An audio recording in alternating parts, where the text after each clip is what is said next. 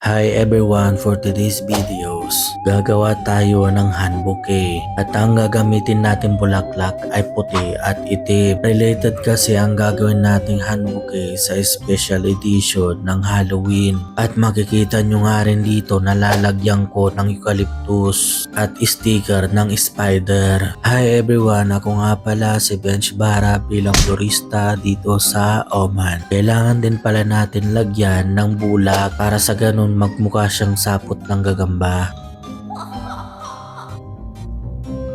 Gagamit nga rin pala tayo dito ng black and white na wrapping.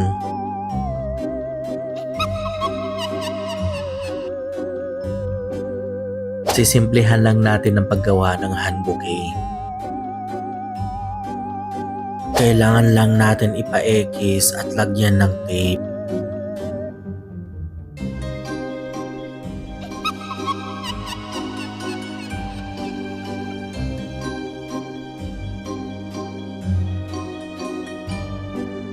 Yung ibang mga roses, kailangan lang natin lagyan ng eucalyptus. Pagkatapos lagyan lahat ng eucalyptus yung mga roses. Kailangan lang natin itong isalansan ng maayos. Na parang ganito.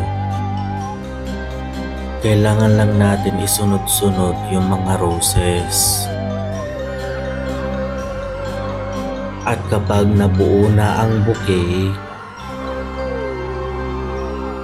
na parang ganito, kailangan lang naman natin isunod yung wrapping.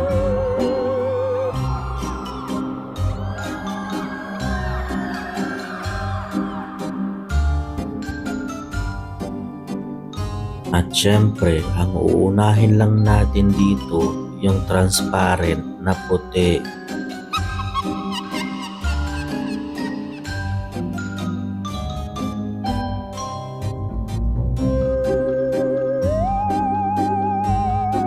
Itutupi lang natin ng ganito at ibabalot dito sa hand bouquet natin.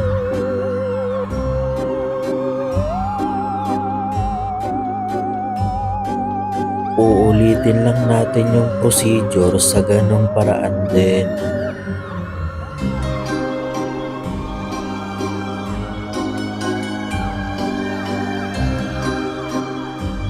Kailangan lang pala natin ulitin yung procedure para sa ganon mabalutan natin lahat yung mga corner ng bulaklak.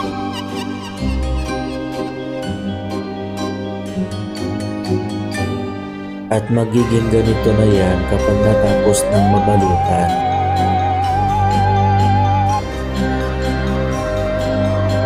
Pero hindi ba dyan nagtatapos ang ating pagbabalot?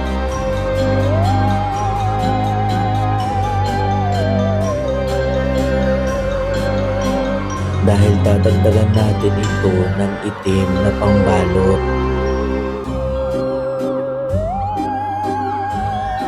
Same procedure pa rin ang gagawin natin dito sa pagbabalot.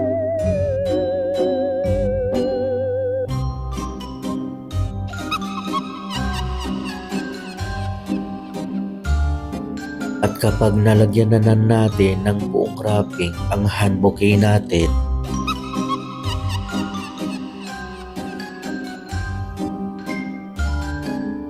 kailangan lang natin kasing higpitan ng maayos para sa ganun maging mas maganda ang ating hand bouquet.